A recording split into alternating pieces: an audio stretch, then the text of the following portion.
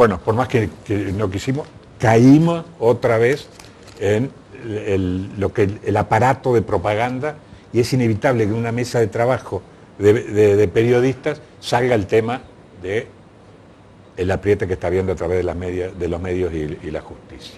Pero lo que hay que tocar, que decíamos, es cuáles son los efectos del plan económico. Y que está oculto. Que está oculto. Para ver un marco de referencia para el análisis, utilizaría las propias palabras del presidente, cortito nomás, que decía cómo lo teníamos que medir el éxito o el fracaso de su gobierno. Ya hace 1 año y medio que, después de tener mucho tiempo un INDEC manipulado que ocultaba la realidad y nos mentía, los argentinos pudimos conocer la verdad sobre la pobreza y saber cuál era el punto de partida para empezar a reducirla.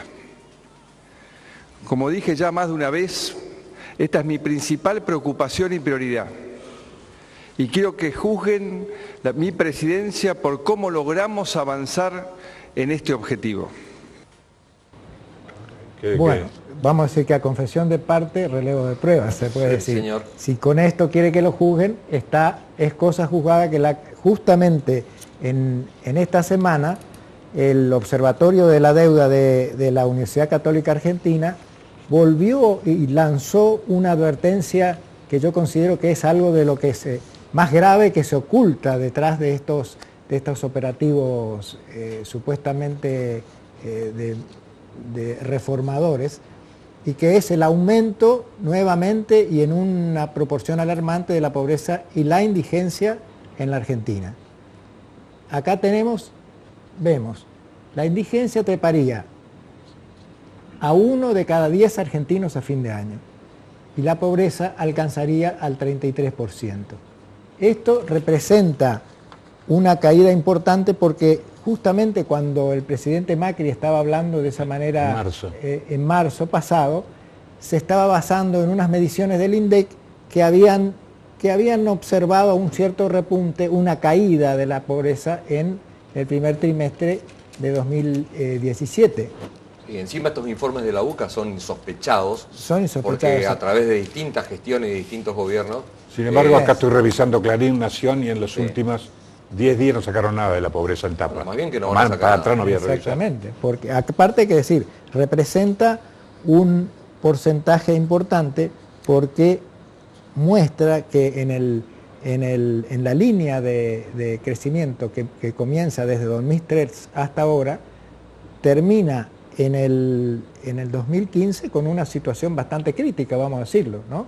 Pero que se empeoró sensiblemente y del año pasado hasta este año cayó más de 8%. Pero que no más es de necesario 8% ni siquiera en un probarlo. año. Está establecido a nivel empírico en el mundo entero que cada punto de inflación, Pato, genera determinada cantidad de pobres. O sea, esto es una ecuación en términos económicos que se ha hecho y que se utiliza en muchísimos lugares como para medir justamente a falta de mediciones exactas. O sea, cada vez que hay inflación, cada vez que aumentan los bienes básicos, generan gente que no puede cubrirlos, y a partir de eso empiezan a entrar bajo la línea de la pobreza. Claro, mira, acá lo que está actuando, sí. Acá tengo una nota de Itaí Hackman, que es un referente de la Capital Federal, donde él analiza el resultado del gobierno de Macri desde la ortodoxia, en los propios términos de ortodoxia.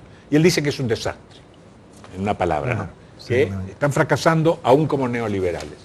Pero yo, en la conversación hoy con Rodríguez, le preguntaba si era un fracaso o era la inflación y la devaluación, no era un plan sistemático para deprimir los salarios argentinos, el dólar, que era lo que reclamaba Techín, que ahora está desfilando por tribunales.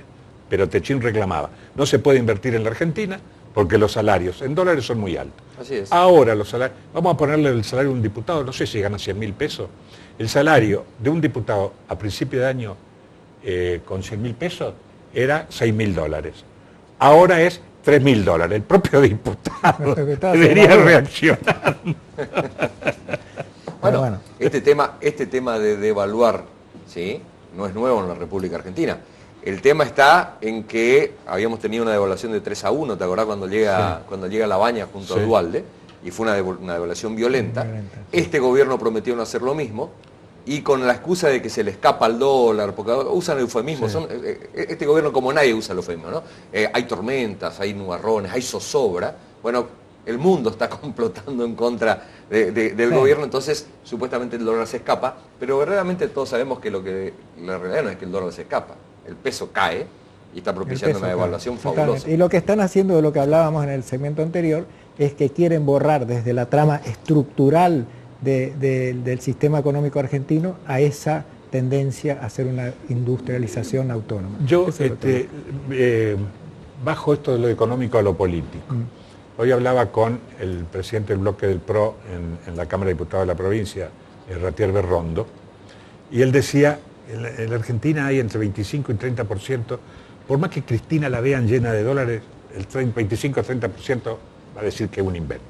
Y del otro lado, por más que haya pobreza, por más que haya, el mismo le decía, por más que fracase, por más que el dólar se escape, van a decir que es culpa de la herencia. Es decir, que la Argentina está entre el 50 o 60% metido en esa grieta, como sociedad. Sí. A pesar de que vos decís que la grieta es política antipolítica. Ahora, entonces yo llevo la política. ¿Cómo si el peronismo está en crisis, porque la burguesía está en crisis, y el peronismo expresaba la alianza de clases, es decir, de los trabajadores y de los industriales? No hay industriales, se cayó el peronismo, como porque se le pierde una pata. Sí. ¿Qué pasa con la Unión Cívica Radical, que es cómplice de lo que está sucediendo? ¿No está también en desaparición? Pero obviamente. A ver, en algún momento tenían que tomar constancia cada uno de los referentes de la Unión Cívica Radical, más allá de la adhesión o no a Cambiemos. Tenían que notificarse, diría yo, ya que estamos usando términos procesales, se volvieron de moda, de que esto se lleva puesto el partido. No solamente haber sostenido políticas que están en las antípodas del radicalismo, sin llegar ya a la cereza del postre, que es esto del nuevo rol de las Fuerzas Armadas en seguridad interna, que fue algo que Alfonsín estableció como inquebrantable, digo, como barrera que no se podía superar. Antes que vos sigas, me olvidé de poner el título para cerrar el tema de la placa pobreza. anterior de la pobreza, claro. ¿Cómo sería ese título si tuviéramos el diario Misiones Plural o Canal 4? ¿Cómo sería el título? Sí, una pobreza sin retorno. Tenemos la pobreza. Aumenta la pobreza y lo peor está por venir. Claro, porque la devaluación está llevando en este momento a la economía a un abismo que no se sabe el fondo, ¿no? Sí, señor, porque la recesión va a aumentar producto de la devaluación, así que la pobreza va a seguir aumentando. Volvemos a tu análisis sobre lo que yo te había preguntado, sobre si esta crisis económica no arrastra también a la Unión Cívica Radical. Arrastra, y muchos radicales empiezan a darse cuenta de esto.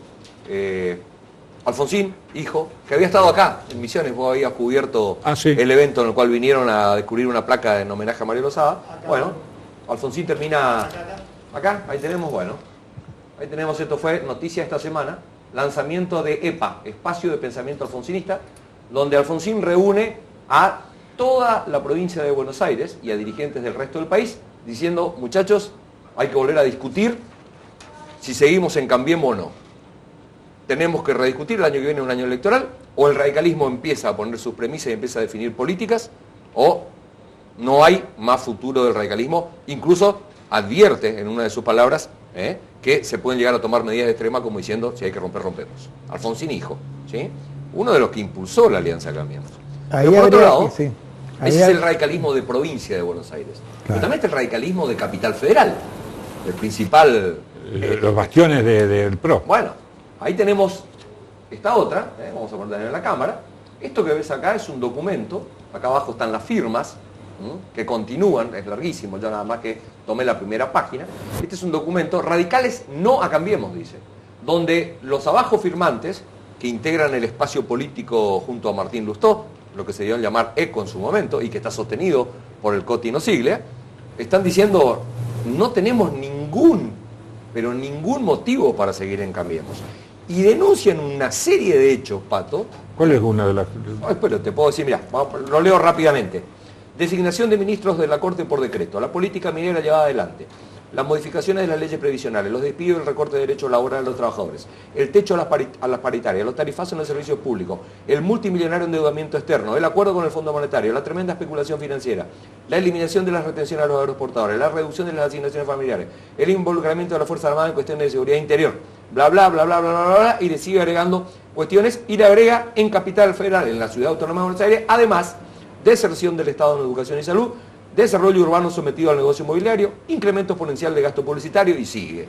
O sea, parece que está hablando un partido de la oposición, no el radicalismo que está dentro de Cambiemos. No hay ninguna oposición que sea tan dura. Ni una oposición es tan dura como los propios radicales que ahora empiezan a advertir claramente que la renuncia a defender las posiciones de la Unión Cívica Radical no solamente ha puesto el radicalismo en un segundo plano, no solamente ha puesto en un rango inferior, si se quiere políticamente, en la alianza al radicalismo, sino que va a arrastrar no solamente a la dirigencia actual, sino a una recuperación del radicalismo más adelante después de Cambiemos. Así que la interna de Cambiemos y la interna radical en Cambiemos está en rojo vivo. Estos espacios han salido con muchísima fuerza.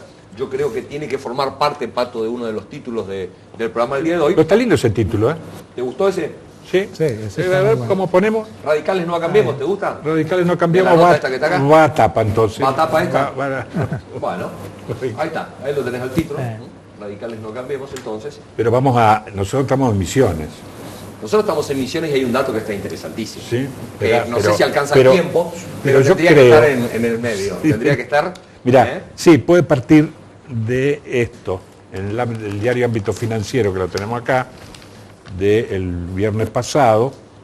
No lo voy a mostrar bien así nomás, pero acá, a ver si se puede avanzar con esto, porque allí hay un dato.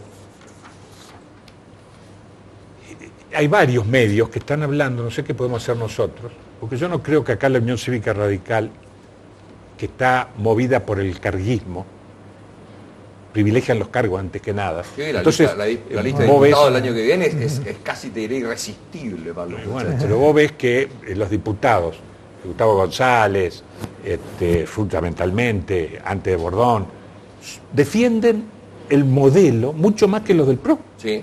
Pareciera ser que los radicales son del PRO y los del PRO son radicales. Sí, así es. Emblemático. Pero fíjate Pastori, lo que... precisamente, esto es para abrir este interrogante. Esto sale en Ámbito Financiero.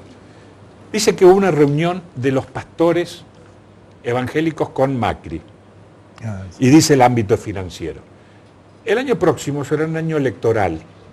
Y como habitualmente sucede, cientos de políticos se acercarán a las congregaciones a lo largo de toda la nación, desde pequeños pueblos a grandes ciudades, para obtener el apoyo y los votos de las iglesias evangélicas. Sin embargo, han decidido en unidad, como cristianos comprometidos con el derecho a la vida, mantener una postura enfática frente a todos aquellos en el mismo sentido. Las iglesias evangélicas de la Argentina no apoyarán a ningún candidato que promueva, adhiera o legalice el aborto en el país. Y hay una foto que por acá la tenías vos, no sé quién la tiene la foto. Ahí está. Material de tapa. Material de tapa. Y un viraje de la política. Dentro del bloque Cambiemos, Humberto Schiavoni se sacó una foto, ni bien la Cámara de Diputados de la Nación aprobó el proyecto y dio media sanción, Schiavoni corrió y se sacó la foto con los pañuelos verdes. Sí. Y Pastori después fue premiado aquí por oponerse. Bueno, esto es lo que se está jugando en la Unión Cívica Radical aquí en la provincia de Misiones, quiero decirlo porque es la información que nosotros manejamos, en donde Pastori va a tratar de utilizar este esquema, que está basado en conseguir el voto justamente de las congregaciones religiosas, porque él votó en contra del aborto, y con esto desplazar la candidatura de Schiavoni a gobernador. No, eso es una bomba. No es una bomba. Esto en realidad todavía no se ha definido. Cuando hablas con gente de la Unión Cívica Radical te dicen que la candidatura a gobernador de Cambiemos en la provincia de Misiones no está definida. y que hay un factor que para ellos es clave y puede llegar a dar vuelta a lo que se presuponía ya estaba establecido, que era la fórmula iba a ser Schiavone y Pastori. Bueno, este nuevo hecho y la votación de Pastori en contra del aborto y la noticia que sale en ámbito que vos estás referenciando, donde las congregaciones dicen que no van a votar por quienes estuvieron a favor del aborto, Schiavone estuvo a favor del aborto, hace que las chances de Pastori, más que nunca, y ya están saliendo a impulsar, por lo bajo están saliendo a decir esto, Increíble. La candidatura de Pastori a gobernador en vez de la de Schiavone cobra vida para todos los radicales, no solamente la lista de diputados, como decía vos. Se nos fue el tiempo, le digo a Raquel entonces que pase la primicia de escalada. Pastori, Raquel, sustituye a Humberto Schiavone como candidato de Cambiemos en la provincia. Largalo nomás en el noticiero. Y nosotros nos vemos el próximo martes.